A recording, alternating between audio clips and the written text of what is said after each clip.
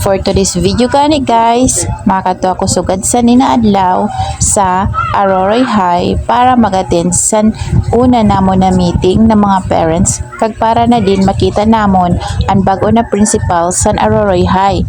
Tara guys, makato kita. Tagadi gani guys, pagabot ko sa function hall, adi nagatuna na sinda, pero ani pa panaingkodan nga ni guys, wala pa man sa mga nagaingkod kay wala pa man nakabot ani ba na parents, pero ako ani nakabot na. Ayan, mamati kita guys sa mga ginerestoryahan ninda didi tagsan mga dapat naton mabatian kay bag-o naton estudyante didi na masulod sa nina eskwelahan aw kay grade 7 pa man lang tagada na nga niho ginakantahan na namon dida ang bago na principal kay among gin welcome na ada na si sir. Welcome sir sa Aurora High.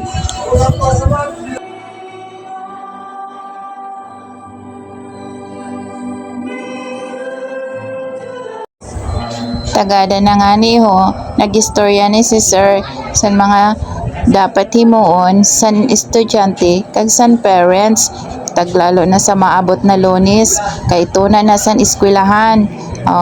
Di ba? Ako an excited. Oy, ako an estudyante. Tagada nga ni guys. Ada nagkaragubot na kami di daw sa pagkita sa section sa amon mga bata. Ayan, damo gayod ninda. Pati ako nakisuksukan. Pagkatapos ko nga ni dito guys makisuksukan sa pagkita sa section sa akon anak, adi nagdiretso ako didi sa LCC Aroroy. Kay paano nga ni guys, didi lang gayod ako nakabakal sa ninanapkin. Ay, just me. Didi lang ako sa ninakabakal na sanitary napkin. Ayan. Barato na siya guys. Tag siya, maganda siya gamiton.